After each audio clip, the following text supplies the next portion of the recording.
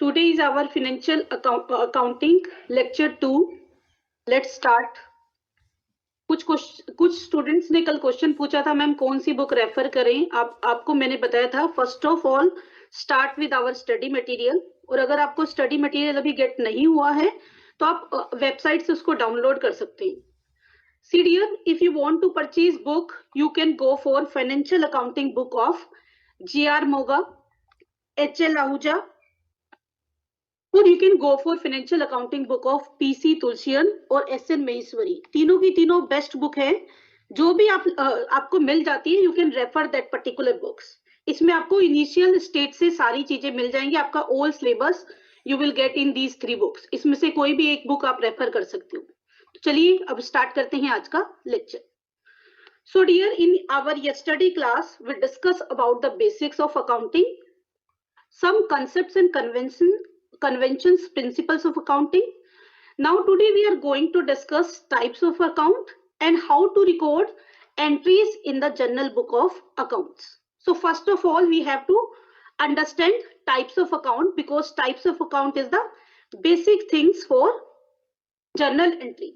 So accounts are classified into 3 categories: real account, personal account and nominal account. One by one I will tell you which type of item or which type of account you will classify in real account, which type of account you will classify in personal account and nominal account. This way of classification of account is also called golden rule of debit credit. Golden rules of debit and credit और traditional method of accounting means the same. तो उसमें हम क्या करते हैं, सबसे पहले हम ट्रेडिशनल मेथड और golden rules of debit and credit में ट्रांजेक्शन्स को टाइप्स ऑफ अकाउंट में ट्रांसफर करते हैं, क्लासिफाई करते हैं real, personal, nominal. Now understand this one by one. First understand personal account. Personal account is for natural person. Natural person means me and you. Manju account, Reena account, Seema account, Rahul account, Prashant account. अगर natural person का कोई account है तो वो क्या होता है, personal account. Artificial person account. Artificial person account means companies की account. The person created by law. The separate legal entity created by law. उनको हम क्या कहते हैं, आर्टिफिशियल पर्सनल अकाउंट. किसी भी कंपनी का, Reliance limited, Tata limited, PNB, SBI, कोई भी आप, अडानी विल्मार लिमिटेड, कोई भी किसी भी कंपनी को आप लेते हो, एचडीएफसी बैंक, ये क्या है, आर्टिफिशियल पर्सन है. तो जितनी भी कंपनीज हैं जो कि क्रिएटेड बाय लॉ हैं और यू कैन सी दैट जिनकी आइडेंटिटी एक लीगल प्रोसीजर के थ्रू क्रिएट की गई है, वो क्या है, आर्टिफिशियल पर्सन. बिसाइड दिस एक कैटेगरी होती है representative personal account. Representative personal account में हम कंसीडर करते हैं ऐसे सारे अकाउंट्स को जो या तो एक ग्रुप ऑफ पीपल को प्रेजेंट करते हैं या फिर एक पर्टिकुलर ट्रांजैक्शन के बिहाइंड में जो पर्सन है, you can consider that particular person in representative account. और इसको ध्यान से समझना, बहुत स्टूडेंट को इस रिप्रेजेंटेटिव अकाउंट में कंफ्यूजन होता है. Each and everybody aware about natural person and artificial person, but sometime you forgot to classify the account into representative. So the example of representative personal accounts are outstanding expenses. Outstanding expenses, I already told you yesterday, expenses due but not paid. तो अगर आपकी expenses हैं, expenses का account different होगा, लेकिन अगर आपकी outstanding expenses हैं तो वो कैसी होगी, representative personal account. Expenses क्या होंगे, I will later on tell you. अभी हमें समझना, आउटस्टैंडिंग अगर एक्सपेंसेस है यानी कि ड्यू हो चुकी है, पे नहीं हुई, तब तक वो आउटस्टैंडिंग एक्सपेंसेस क्या रहेगी, representative personal account. Then after that prepaid expenses, accrued income, unearned income, capital account, drawings account. I already told you in yesterday class these terms. Debtors account, creditors account, bank loan, dividend payable. Dividend payable का मतलब क्या है, company ने dividend declare कर दिया है लेकिन अभी तक उसे पे आउट नहीं किया, तो वो डिविडेंड पेबल है, करंट लायबिलिटी है, उसको भी कहां पे शो करते हैं, रिप्रेजेंटेटिव पर्सनल अकाउंट. बिकॉज ये डिविडेंड पेबल उन सारे लोगों को, ग्रुप ऑफ पीपल को प्रेजेंट करता है जो क्या करेंगे, डिविडेंड कंपनी से रिसीव करेंगे। या कंपनी के पॉइंट ऑफ व्यू से बोलोगे तो जिन सारे पर्संस को, शेयर होल्डर्स को कंपनी ने डिविडेंड डिक्लेयर कर चुका, अभी पे आउट नहीं किया, वो है डिविडेंड पेबल। तो इसको आप एक्सपेंसेस नहीं करोगे ट्रीट, इसको आप क्या ट्रीट करोगे, जब तक ये पे आउट नहीं होता, रिप्रेजेंटेटिव पर्सनल अकाउंट। और वैसे ही जब तक पे आउट नहीं होता क्या रहता है आपका, current liability. Bills receivable account, bills payable account. Bills receivable कब क्रिएट होते हैं, क्रेडिट सेल से। जब क्रेडिट सेल्स होती हैं तो क्रेडिट सेल से क्या अराइज होते हैं, डेटर्स, यानी कि वो ग्रुप ऑफ पीपल जिनको आप क्रेडिट सेल करते हो, यानी कि कंपनी क्रेडिट सेल करती है, वो क्या होते हैं, डेटर्स। और डेटर्स की सिचुएशन में sometime safety point of view से या बिजनेस ट्रांजैक्शन की अपना सबका रूल्स एंड रेगुलेशन होता है, इसको किस में कन्वर्ट कर देते हैं, बिल्स ऑफ एक्सचेंज में। और अगर क्रेडिट सेल्स के लिए बिल कंपनी लिखती है तो कंपनी के लिए वो क्या है, बिल्स रिसेबल, यानी कि फ्यूचर में आपको उस पर्टिकुलर अमाउंट की पेमेंट रिसीव्ड होगी। बट ये इसके लिए टाइम पीरियड क्या होता है, शॉर्ट टाइम पीरियड, यानी कि लेस देन 12 मंथ। तो बिल्स रिसेबल आपके लिए क्या हो जाता है, बिल्स रिसेबल बिजनेस में अगर आप क्लासिफाई करोगे तो ये क्या है, करंट एसेट्स। सिमिलरली अगर क्रेडिट परचेज की है कंपनी ने, क्रेडिट परचेज की है अगर कंपनी ने, तो क्रेडिट परचेज के बदले में आप जो एश्योरेंस, जो बिल्स ऑफ एक्सचेंज साइन करते हो कि आप एक पर्टिकुलर टाइम पीरियड में इस पर्टिकुलर क्रेडिट परचेज की पे आउट कर दोगे, पेमेंट कर दोगे, तो वो आपके लिए क्या है, बिल्स पेबल। तो आपको शॉर्ट पीरियड ऑफ टाइम में उसकी पेमेंट करनी है, तो वो आपके लिए क्या है, करंट लायबिलिटी। तो बिल्स पेबल को हम कैसे क्लासिफाई करते हैं, as a current liability. I hope personal account सबको क्लियर हो गया हो। Personal account means natural person, artificial person और रिप्रेजेंटेटिव पर्सन, इनके जितने भी अकाउंट्स हैं वो कहां पे आएंगे, आपके पर्सनल अकाउंट में। Then after that real account. Real account all the assets account except debtor, चाहे वो करंट एसेट्स हो और चाहे वो नॉन करंट एसेट्स हो, सबके अकाउंट किस में आएंगे, रियल अकाउंट में। Current assets and non current assets, और नॉन करंट एसेट्स को हम फिक्स एसेट्स भी कहते हैं। फिक्स एसेट्स और non current assets means the same. तो इनके जो हमारे पास अकाउंट्स हैं वो कैसे अकाउंट्स है, रियल अकाउंट। लेकिन एक डेटर एक ऐसी करंट एसेट्स है जिसका अकाउंट हम किसमें शो करते हैं, रिप्रेजेंटेटिव पर्सनल अकाउंट में। क्योंकि डेटर कौन है, डेटर वो ग्रुप ऑफ पीपल है जिनसे कंपनी ने क्या किया है, पैसा रिसीव करना है, यानी कि इन लोगों को क्रेडिट सेल की है, कुछ टाइम पीरियड प्रोवाइड किया है टू गेट द रिसिप्ट। तो वो ग्रुप ऑफ पीपल को किसके नाम से दिखाते हैं हम, डेटर्स की। That's why we classify debtors as a representative account, not as a real account. इसलिए सबको कहां क्लासिफाई किया गया है, पर्सनल में। और इसके अलावा जिनको भी आप करंट एसेट्स कहते हो बिजनेस में, नॉन करंट एसेट्स कहते हो, उन सब के अकाउंट कैसा है, real account. Now come at nominal account. Nominal account is for all expenses and losses, income and gain.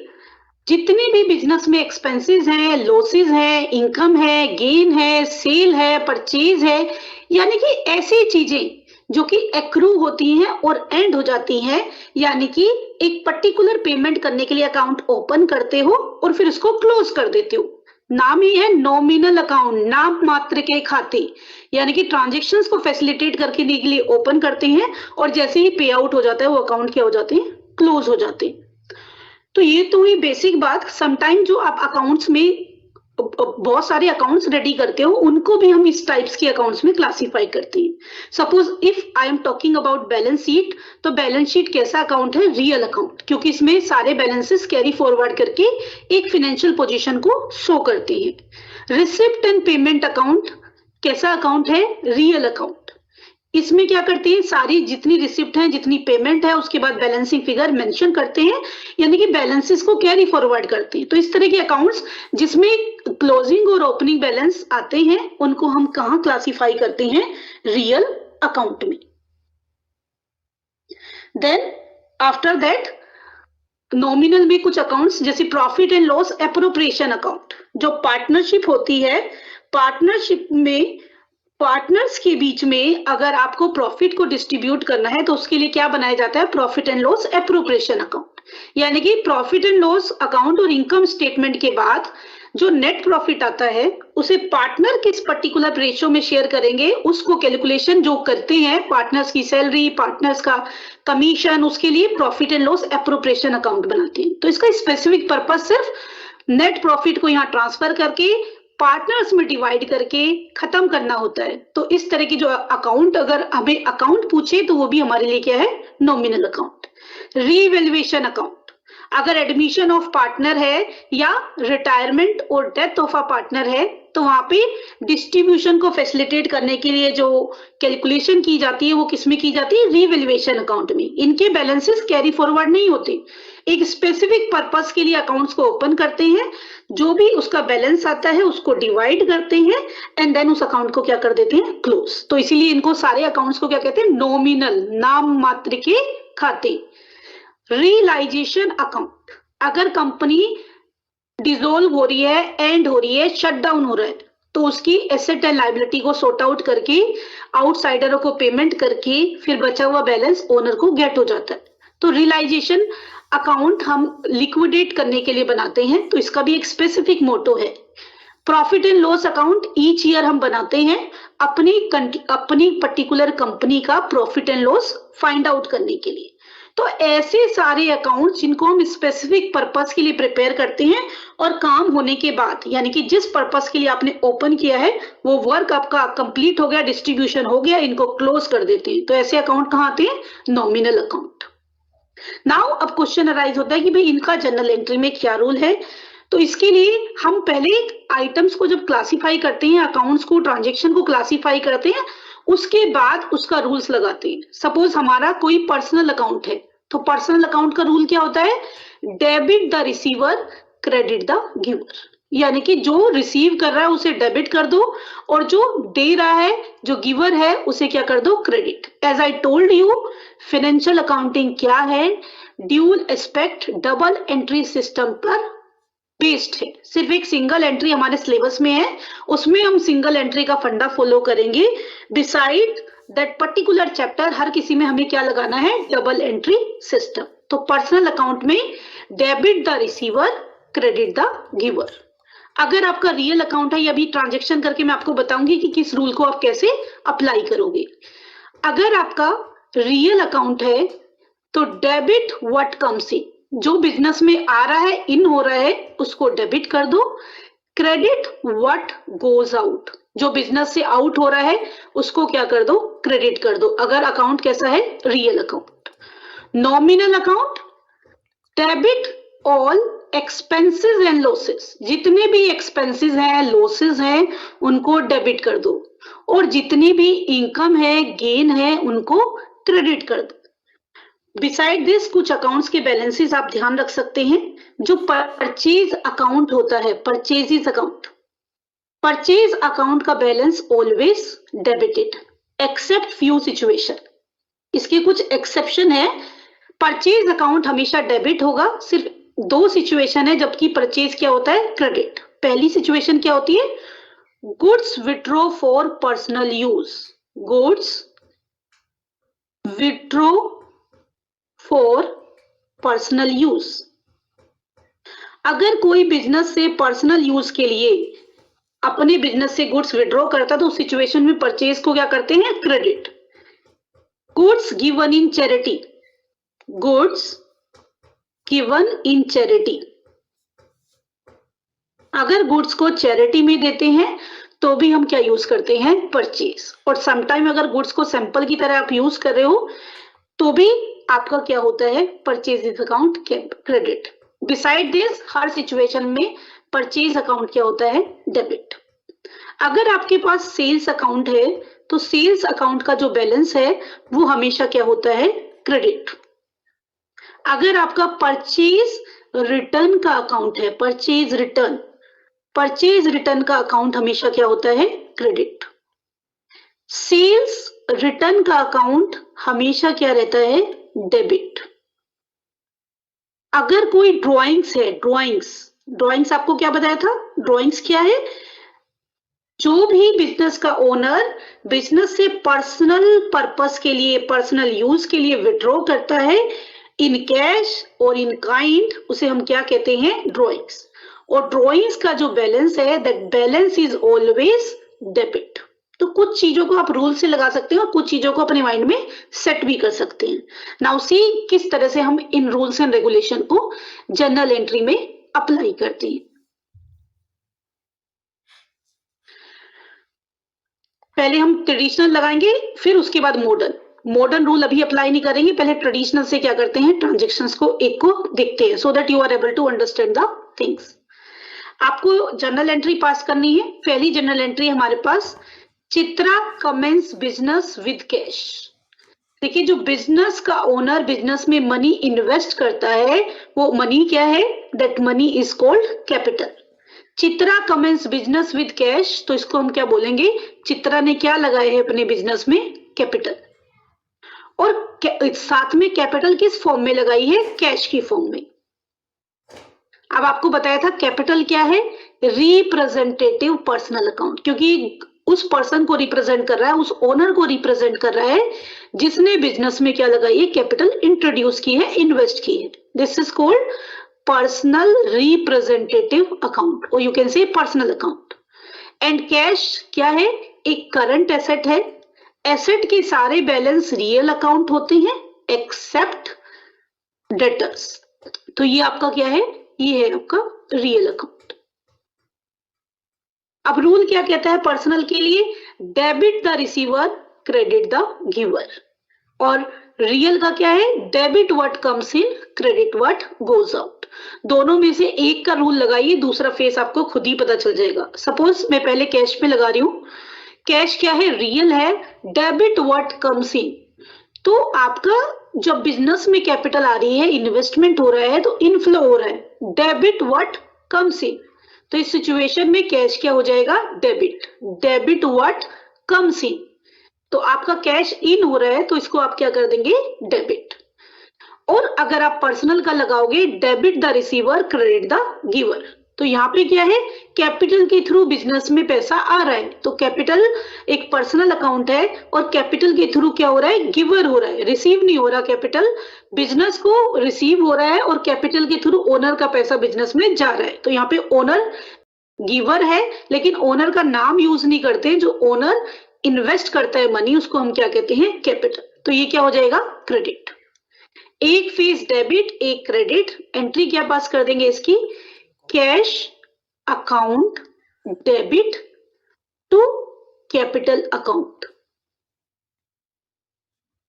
Cash account debit to capital account, and amount is 1 lakh.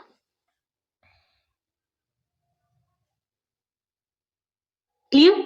Similarly next transactions को हम देखेंगे।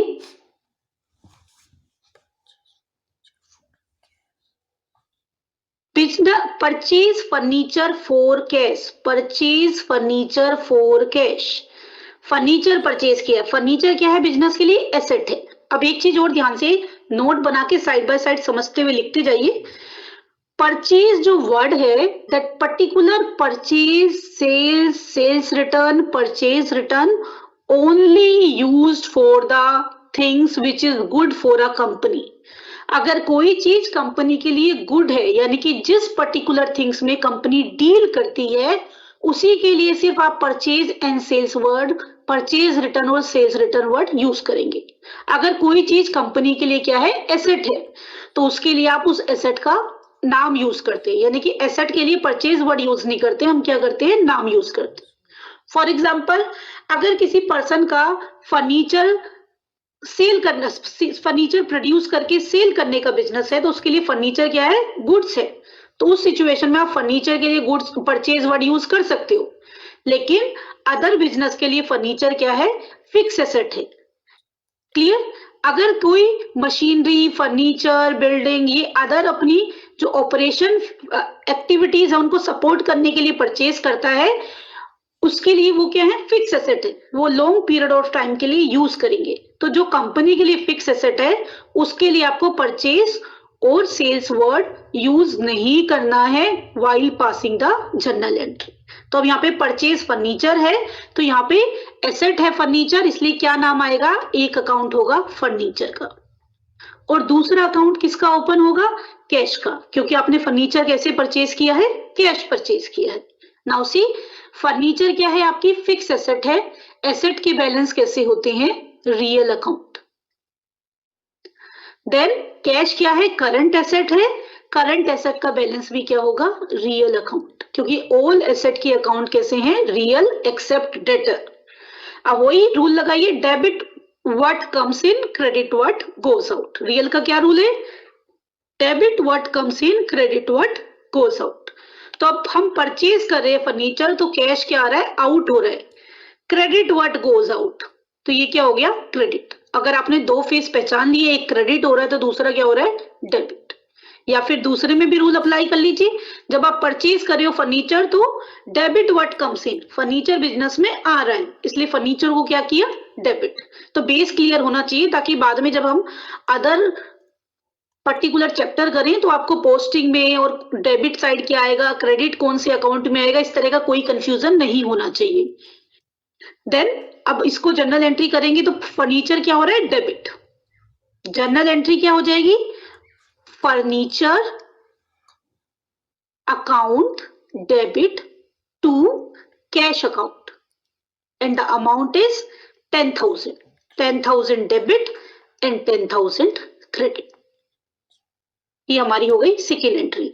Side by side आपके जो भी doubt हो वो chat box में लिखते जाना, और सिर्फ स्टडी से रिलेटेड डाउट लिखना, और कोई आपका डाउट है यूनिवर्सिटी जाके आप पता करिए, क्योंकि आप इतना सारा चैट लिख देते हैं कि उसमें जो रेलेवेंट डाउट होगा वो भी डिस्कस नहीं हो पाएगा, तो only write the relevant doubts.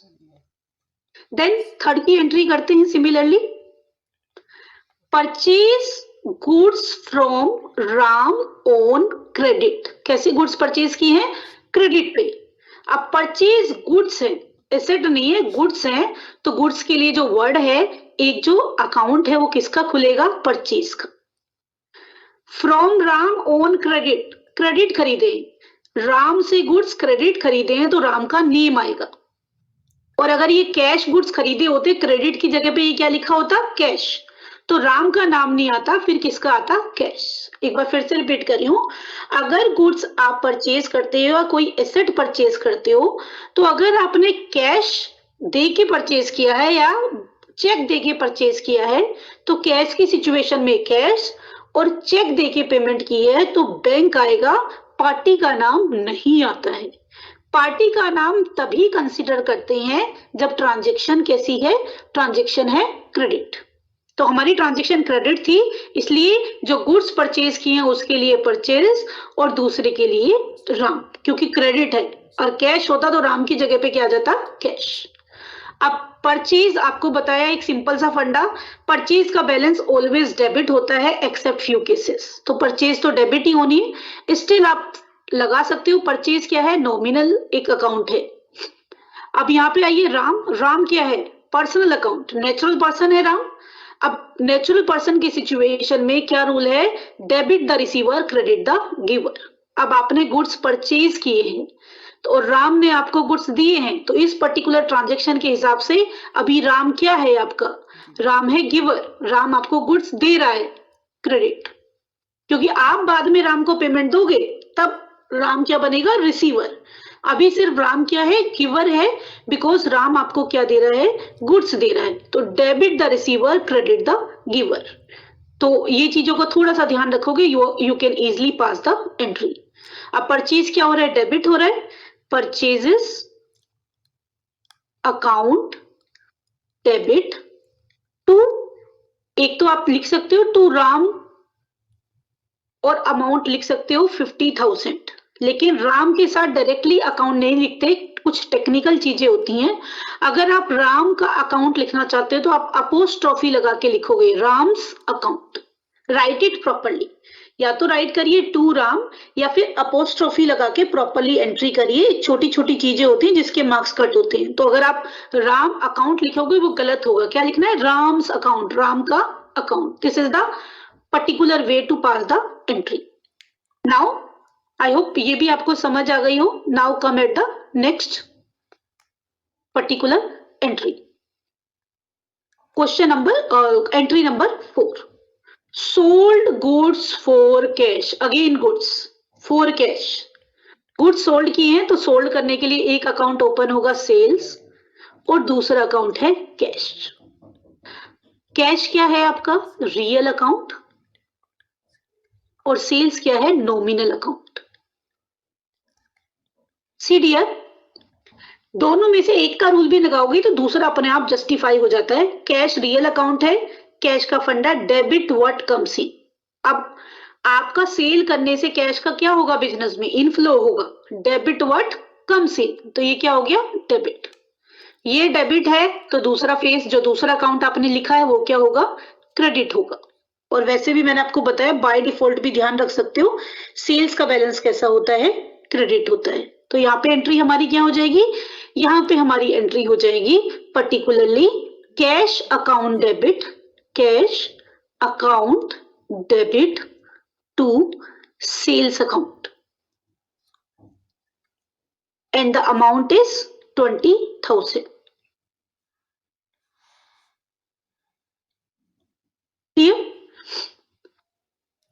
I hope entry करना अब आपको आ गया होगा। एंट्री और ये सब बेसिक हमने इसीलिए स्टार्ट किया है ताकि आपका बेस स्ट्रॉन्ग होगा, तभी आप बाकी के रिमेनिंग चैप्टर्स में जो भी अकाउंट्स प्रिपेयर करो उनको विदाउट एनी मिस्टेक्स कर सकते हो।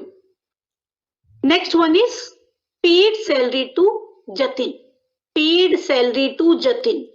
अगर कोई भी एक्सपेंसेस किसी भी पर्सन को पे की जाती है तो उस पर्सन का नाम जर्नल एंट्री में कंसीडर नहीं करते हैं। किसका कंसीडर करेंगे एक्सपेंसेस का। जतिन को सैलरी पे की जा रही है तो जतिन का अकाउंट नहीं लिखेंगे, क्या लिखेंगे हम सैलरी अकाउंट।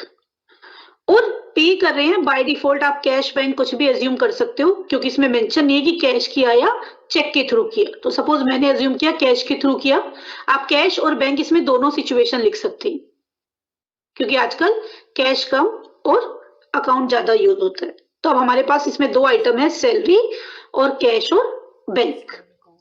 पार्टी का नाम नहीं लिखना, पर्सन का नाम नहीं लिखना in case of expenses and income. अब यहाँ पे सैलरी का अकाउंट कैसा है एक्सपेंसेस है, एक्सपेंसेस अकाउंट कैसा होता है नॉमिनल। कैश और बैंक अकाउंट कैसे हैं करंट एसेट है, इनका अकाउंट कैसा होगा रियल। अब फंडा लगाइए, नॉमिनल का रूल क्या होता है debit all expenses and losses, credit all incomes and gain. Paid salary, paid कर रहे हैं इसका मतलब सैलरी क्या है एक्सपेंसेस है, debit all expenses and losses. और सैलरी पे करने से जो कैश या बैंक है क्या हो रहा है आउटफ्लो हो रहा है।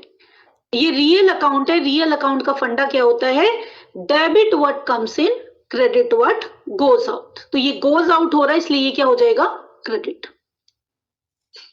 ठीक है, अब इसको एंट्री पास कर देंगे salary account debit to cash और बैंक, कुछ भी मेंशन कर सकते हो bank account and the amount is 15,000।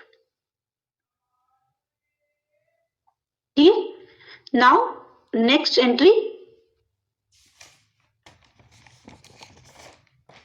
Entry number 6 paid to Ram. Ram को पे कर रहे हैं, ये नहीं पता किस चीज का पे किया है। अब आपको ट्रांजैक्शन को फॉलो अप करोगे तो राम से हमने क्रेडिट परचेज की थी, इट मे बी पॉसिबल इस क्रेडिट परचेज में से कुछ अमाउंट पे की हो, लेकिन यहाँ पे पेड टू राम है। अब पार्टी को जब पे करते हैं हम तो पे करते समय पार्टी का नाम मेंशन करना है क्योंकि सेल परचेज आप ऑलरेडी क्रेडिट में यूज कर चुके हो, तो अब क्या यूज करना है पार्टी का नेम। तो किसको पे कर रहे हैं राम को। राम को जो पे कर रहे होंगे या तो कैश पे किया होगा या चेक के थ्रू या एनईएफटी, आज की डेट में तो जो भी ऑनलाइन मोड है उससे पे किया होगा। राम और कैश और बैंक इसमें हमारे पास दो अकाउंट ओपन हो गए।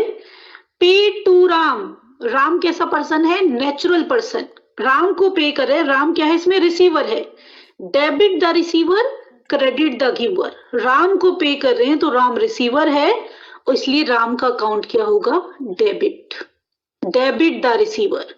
और कंपनी क्या करिए फीड करिए, यानी कि कैश का क्या हो रहा है आउटफ्लो हो रहा है, कैश और बैंक रियल है, debit what comes in, credit what goes out. तो ये क्या है, आउटफ्लो हो रहा है, आउट हो रहा है, इसलिए इसका अकाउंट क्या होगा, क्रेडिट। यानी कि एंट्री क्या हो गई, Ram's account debit to cash और bank account, amount is 25,000। Clear.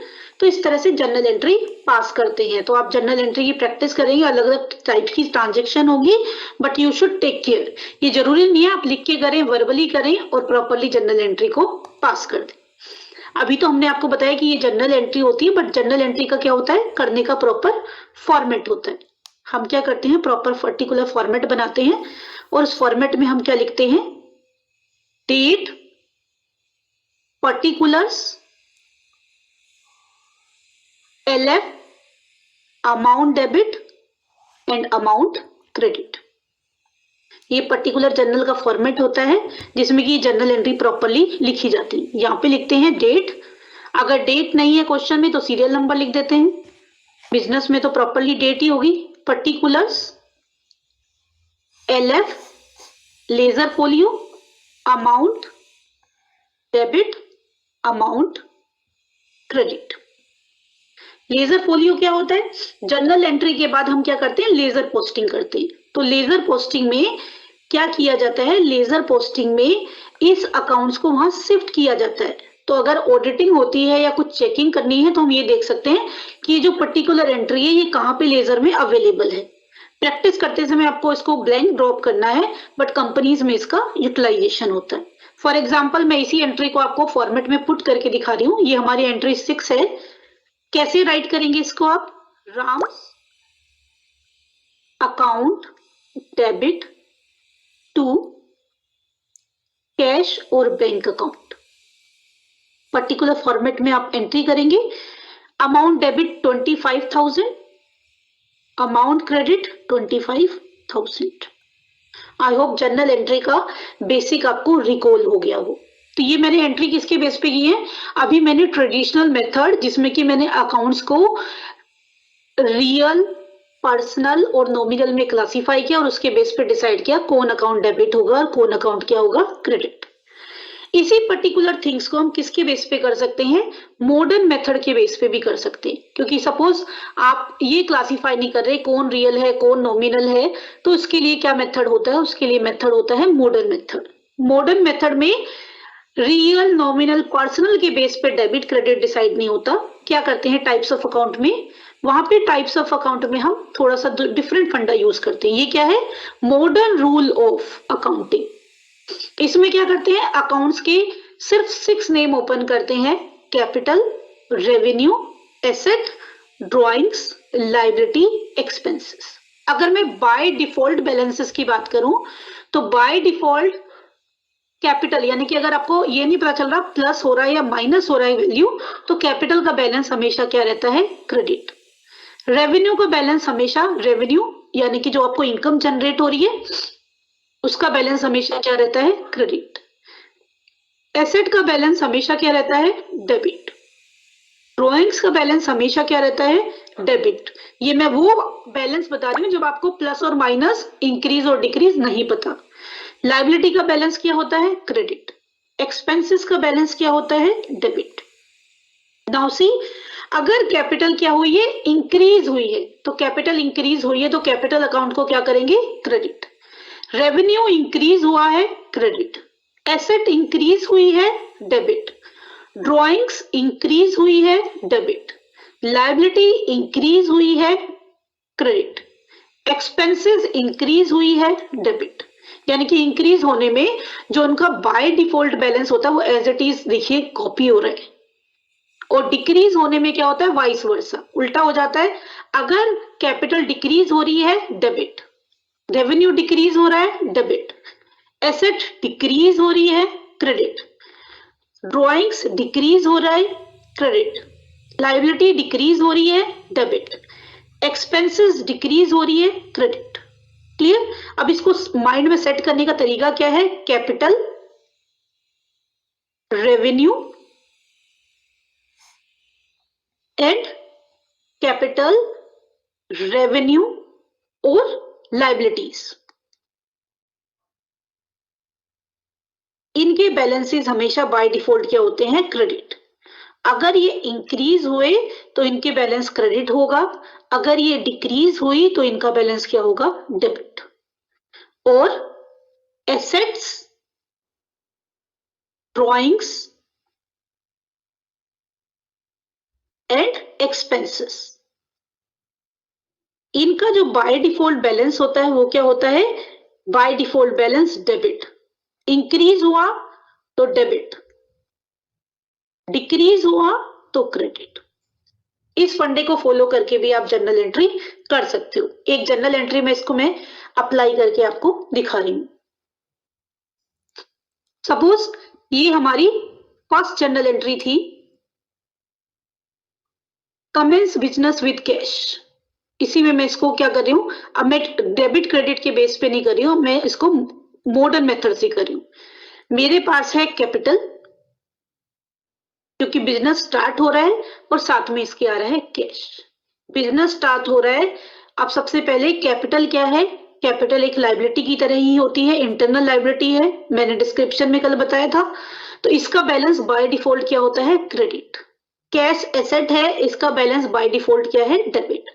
अभी कमेंस बिजनेस किया है तो कैपिटल इंट्रोड्यूस की गई है, तो बिजनेस में कैश का क्या हो रहा है? इनफ्लो हो रहा है, आ रहा है कैश, कैश इंक्रीज हो रहा है। कैश इंक्रीज हो रहा है तो कैश क्या होगा? डेबिट।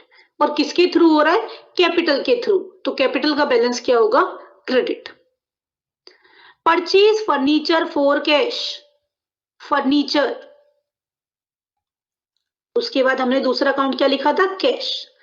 आप फर्नीचर परचेज कर रहे हो, फर्नीचर एसेट है, और बिजनेस के लिए आपने फर्नीचर परचेज किया, तो आपके बिजनेस में फर्नीचर की वैल्यू बढ़ गई, इंक्रीज हो गई।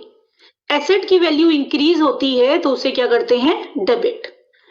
उसके लिए आपने कैश पे कर दिया, एसेट की वैल्यू डिक्रीज हो गई। एसेट की वैल्यू डिक्रीज होती है तो उसको क्या करते हैं? क्रेडिट। यानी कि एंट्री क्या हो गई? वही अपनी फर्नीचर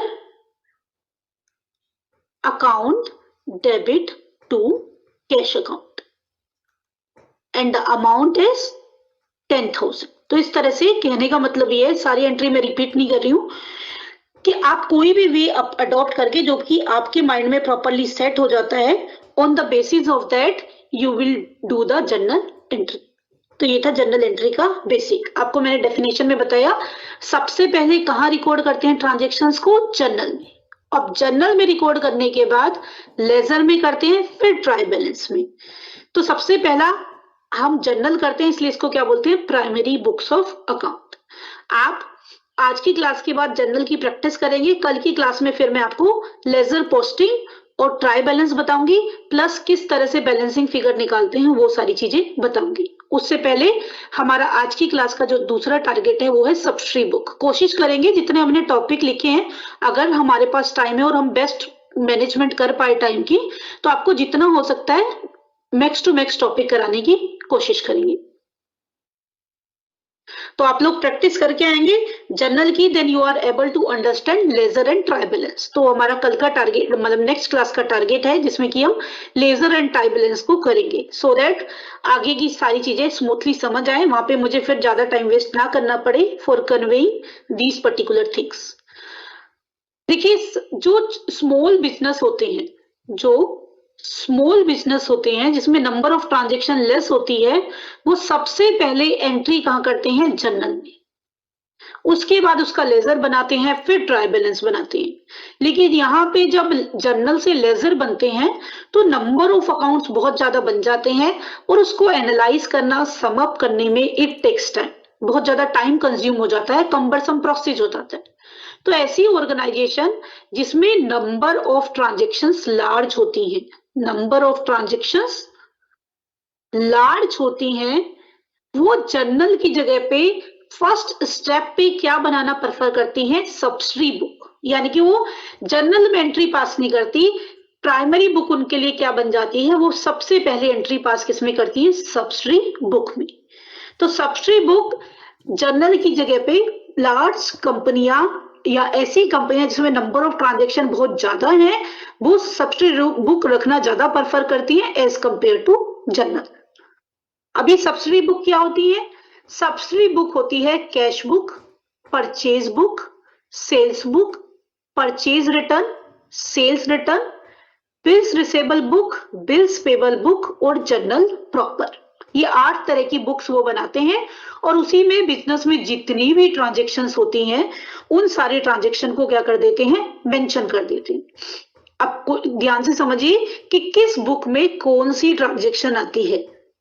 अभी मैंने आपको जर्नल एंट्री करते हुए भी बताया कि जो सेल्स है, परचेज है, सेल्स रिटर्न है, परचेज रिटर्न है, ये वर्ड सिर्फ उसी पर्टिकुलर चीज के लिए यूज होते हैं, पर्टिकुलर आइटम के लिए यूज होते हैं जिसमें कंपनी क्या करती है? डील करती है। बाकी अगर कोई एसेट है तो उसको परचेज या सेल्स में मेंशन नहीं करती। अब सबसे पहले देखिए कैश बुक होती है। कैश बुक में सिर्फ वही एंट्री करते हैं जिसमें या तो पेमेंट कैश से या फिर ऑनलाइन मीडियम से होती है। तो अगर ऑनलाइन किसी भी मीडियम के थ्रू पेमेंट हुई है या कैश से पेमेंट हुई है तो वो सारी एंट्री एक ही जगह पे लिख देते हैं। कहाँ लिख देते हैं? एक ही जगह पे, cash book. Theoretical point of view से कैश बुक हम लेटर ऑन स्टडी करेंगे वन बाय वन सारी। ये जो कैश बुक है वो 3 टाइप्स की होती है। कैश बुक 3 टाइप्स की होती है। एक होती है simple cash book, simple cash book जिसमें सिर्फ और सिर्फ कैश ट्रांजैक्शन को रिकॉर्ड करते हैं। Only and only cash transaction, जो बैंक से पेमेंट होती है उनको रिकॉर्ड नहीं करते। एक होती है 2 column cash book, 2 column cash book. 2 column cash book में हम अब 2 फेज को रिकॉर्ड करते हैं। 2 कॉलम,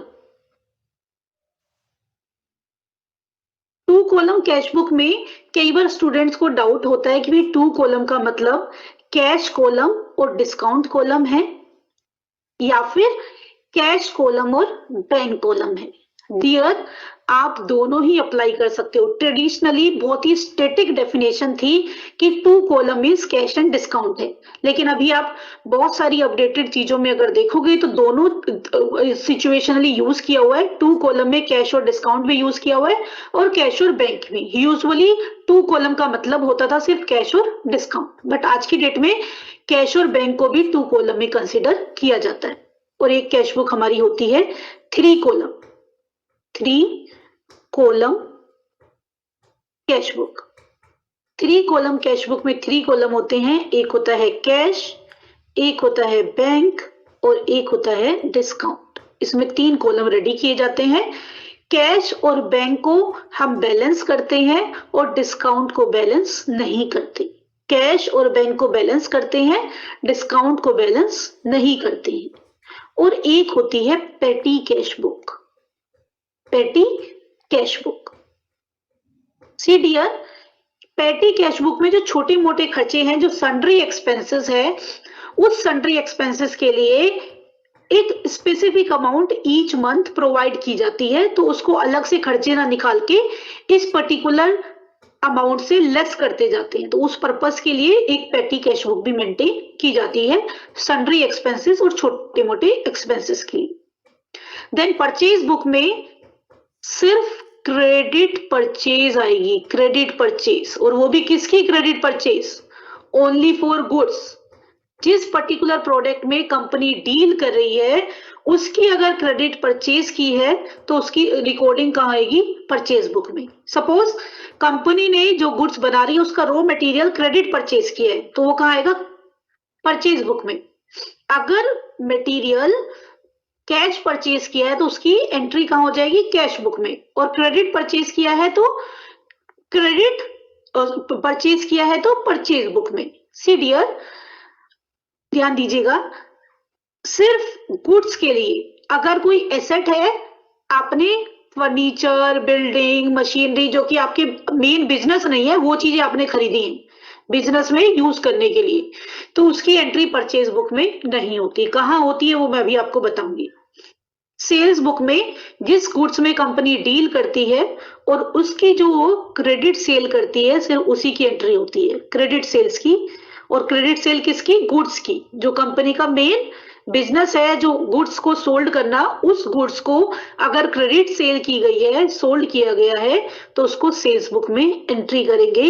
अगर किसी एसेट को सोल्ड किया हुआ है तो उसकी एंट्री सेल्स बुक में नहीं जाएगी। अगर सेल कैश है, अगर सेल कैश है या फिर चेक के थ्रू या ऑनलाइन मीडियम के थ्रू पैसा आया है तो उसे सेल्स बुक में नहीं लिखेंगे, उसे कहां लिखेंगे? कैश बुक में। Then purchase return.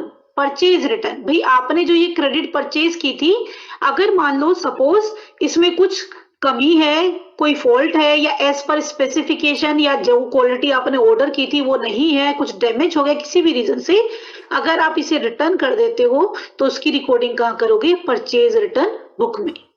सिमिलरली आपने कस्टमर को जो गुड्स सोल्ड आउट किए थे उस पर्टिकुलर गुड्स को कस्टमर आपको रिटर्न कर देगा तो वो हो जाएगी आपके लिए सेल्स रिटर्न, और उसकी एंट्री कहां कर देंगे हम? सेल्स रिटर्न बुक में। यानी कि रिटर्न को सेल्स में नहीं लिखना, सेल्स करोगे सेल्स में, कस्टमर ने गुड्स रिटर्न किया तो उसे कहां लिखते हैं? सेल्स रिटर्न बुक में। एक होता है बिल्स रिसीवेबल बुक। अगर क्रेडिट सेल के लिए बिल ऑफ एक्सचेंज यूज किया है, अगर क्रेडिट सेल्स के लिए बिल्स ऑफ एक्सचेंज यूज किया है तो उस पर्टिकुलर ट्रांजैक्शन को कहां रिकॉर्ड करेंगे? Bills receivable account. अगर क्रेडिट परचेज की है through bills of exchange, credit purchase की है थ्रू बिल्स ऑफ एक्सचेंज, तो फिर उस ट्रांजैक्शन को कहां रिकॉर्ड करेंगे? बिल्स पेबल में।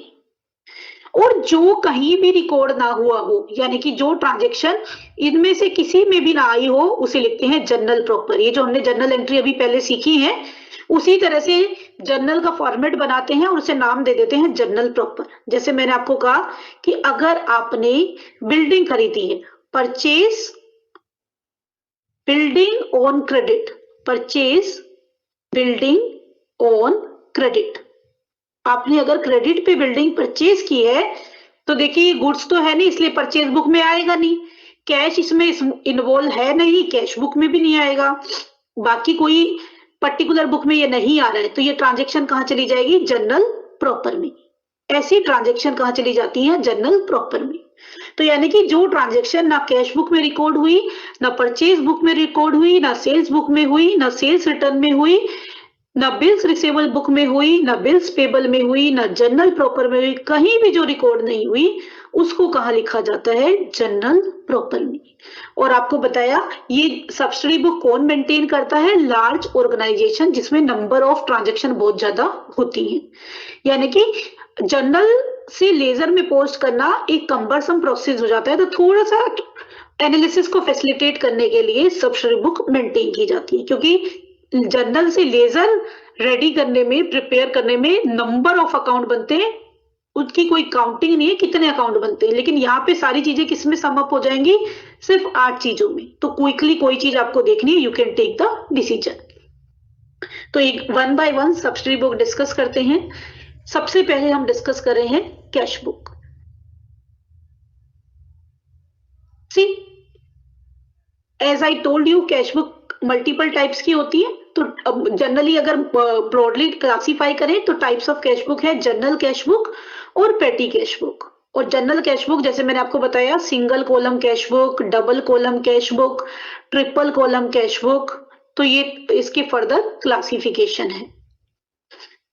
सी अब ध्यान से देखिएगा किस तरह से हम इनको पोस्ट करते हैं। सबसे पहले मैं स्टार्ट कर रही हूं सिंपल कैश बुक से, यानी कि single column cash book. This is the format of single column cash book.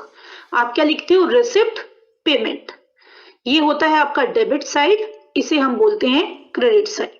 और दोनों साइड सेम चीजें रखते हैं, डेबिट और date, particulars, LF amount, date, particulars, LF amount. जहां से बिजनेस में कैश का इनफ्लो हो रहा है, रिसिप्ट हो रही है, उसको शो करेंगे डेबिट में। और जहां से कैश का आउटफ्लो हो रहा है उनको कहां शो करेंगे? हम लोग क्रेडिट में। तो ये पर्टिकुलर फॉर्मेट होता है जिसके बेस पे क्या करते हैं, ट्रांजेक्शन्स को रिकॉर्ड करते हैं। तो ध्यान से देखिए, क्वेश्चन लेते हैं। Enter the following transaction in single column cash book. ये ट्रांजेक्शन आपको दिए हैं, आपको सिंगल कॉलम कैश बुक में इनको क्या करना है, एंटर करना है। Suppose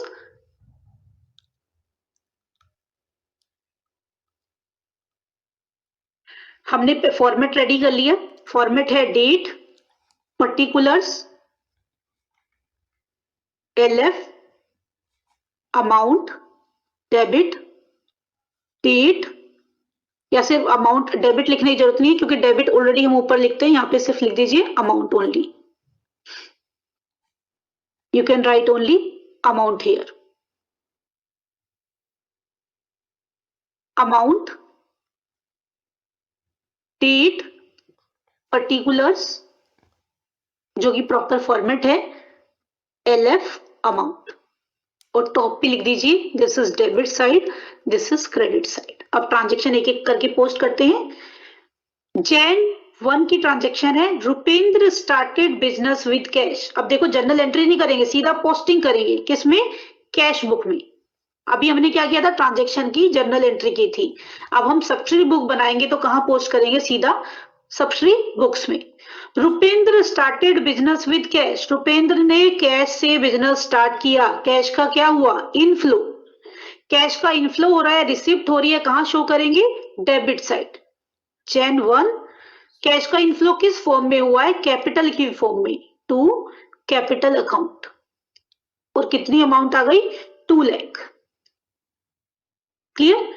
then after that purchase furniture for cash, आपने फर्नीचर खरीदा, कैश, कैश का क्या हो गया, आउटफ्लो, कैश का आउटफ्लो हो रहा है तो किस साइड पोस्ट करनी है, क्रेडिट साइड। Jan 2 आउटफ्लो हो रहा है किसकी वजह से, फर्नीचर की वजह से, जो रीजन है, जो दूसरा अकाउंट है उसको लिखेंगे, बाय फर्नीचर्स अकाउंट। कितनी अमाउंट है, 50,000। Then next purchase goods for cash, आप गुड्स कैश खरीद रहे हो तो क्या हो रहा है, आउटफ्लो हो रहा है। आउटफ्लो हो रहा है तो एंट्री कहां आएगी, क्रेडिट साइड। Jan 3 किस वजह से, परचेज की वजह से, बाय परचेजेस। कितनी वैल्यू है, 30,000। देन पेड फ्रेट, फ्रेट पे किया यानी कि एक्सपेंसेस पे की, कैश का क्या हो रहा है, आउटफ्लो हो रहा है। Jan 5 कैश का आउटफ्लो हो रहा है किसकी वजह से, फ्रेट की वजह से, बाय फ्रेट अकाउंट। सबके साथ अकाउंट मेंशन जरूर करना, कितनी वैल्यू है, 500। Sold goods for cash, goods को कैश सोल्ड किया है, क्या हो रहा है, इनफ्लो कैश का। Jan 7 इनफ्लो हो रहा है टू किसके थ्रू, सेल्स के through, sales account, and the value is 28,000। Next paid to Ramesh, Ramesh को आप पे कर रहे हो, कैश का क्या हो रहा है, आउटफ्लो। Jan 10 कैश का आउटफ्लो हो रहा है, क्यों, क्योंकि हम किसको कर रहे हैं, रमेश को पे कर रहे हैं। क्या लिख देंगे, बाय रमेश या Ramesh account, and the value is 20,000. Then Jan 15 sold goods for cash, goods sold किए, कैश इनफ्लो हो रहा है। Jan 15 to sales account and the value is 10,000. Then after that paid wages, expenses पे कर रहे हो, कैश का क्या हो रहा है, आउटफ्लो, पे आउट हो रहा है, कहां पे आएगा, credit side entry. Jan 20 by wages, कितनी वैल्यू है, 10,000। Then after that purchase goods from Raj on credit, Raj से गुड्स खरीदे क्रेडिट पर, राज से गुड्स परचेज किए क्रेडिट पर, कैश पे नहीं किए, तो ये कहां आएगा, परचेज बुक में। हम क्या बना रहे हैं, सिर्फ अभी कैश बुक, तो इस ट्रांजेक्शन को यहां पे रिकॉर्ड नहीं करेंगे। Paid rent by cheque, rent pay किया है चेक के थ्रू, तो ये तो बैंक से पेमेंट हो रही है और अभी हम क्या रेडी करें, only single column cash transaction को कंसीडर करें, तो इसको भी रिकॉर्ड नहीं करेंगे। इसके बाद क्या करते हैं, इनका कर देते हैं टोटल। अब दोनों साइडों का टोटल करते हैं। डेबिट का टोटल क्या आ रहा है, 2,28,000, 10,000, टोटल क्या हो गया 2,38,000 डेबिट साइड।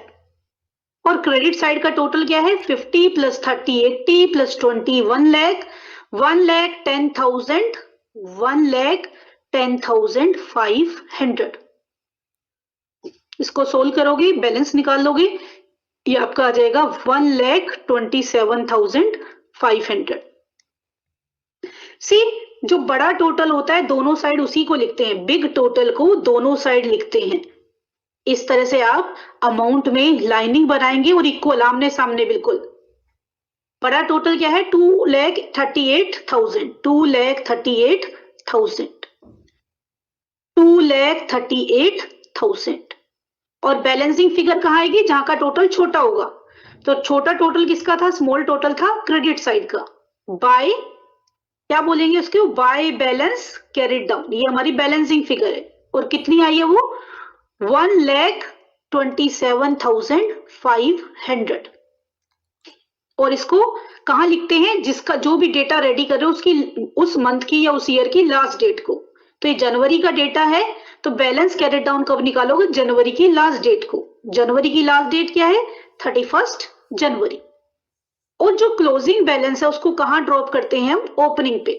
जो जनवरी के लास्ट में क्लोजिंग है, फेब की स्टार्टिंग में क्या हो जाएगा वो ओपनिंग, फेब 1 को इसको क्रॉस शिफ्ट कर दोगे और आप क्या लिखोगे, टू बैलेंस ब्रोड डाउन। ये कैरी डाउन बैलेंसिंग फिगर आई थी और इसको नेक्स्ट मंथ में ट्रांसफर कर दोगे, नेक्स्ट ईयर में ट्रांसफर कर दोगे। अगर ईयरली डेटा है तो ये आपका बन जाएगा नेक्स्ट बिगिनिंग बैलेंस। अगर ये आपको लिखे हुए देखने में प्रॉब्लम हो रही हो तो मैं पूरा सोल्ड आपके सामने प्रॉपर वे से डिस्प्ले कर देती हूँ। ये हमने सब कुछ किया है, फर्नीचर अकाउंट हमने किया, परचेज ये सारा निकाला, हमारी बैलेंस से फिगर आई थी 1,27,500। इसको क्रॉस करके आपको बताया लास्ट डेट को निकालना है।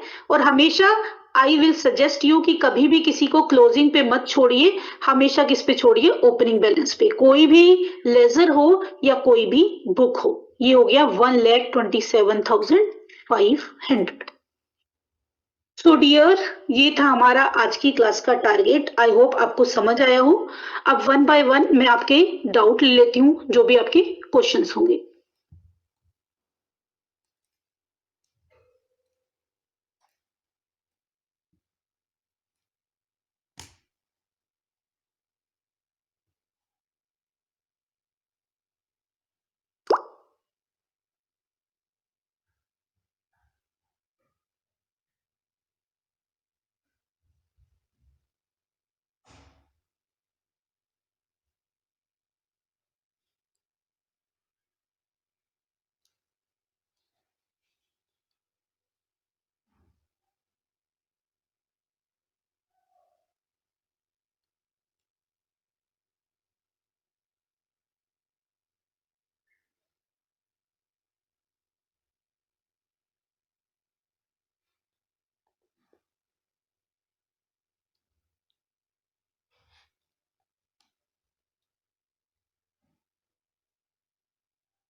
टीएस ग्रेवाल बेटा बेसिक के लिए कर सकते हो, लेकिन पूरा सिलेबस आपको टीएस ग्रेवाल में नहीं मिलेगा। मैंने आपको जो बुक्स बताई उसमें आपको मैक्सिमम सिलेबस मिल जाएगा। और सबसे ज्यादा अगर हम बात करें, देखिए 12th के बाद एक बुक में हार्डली आपको सारा सिलेबस मिलता है, लेकिन अगर आप जेआर मोगा लोगे तो आपको उसमें सारा सिलेबस आपको मिल जाएगा।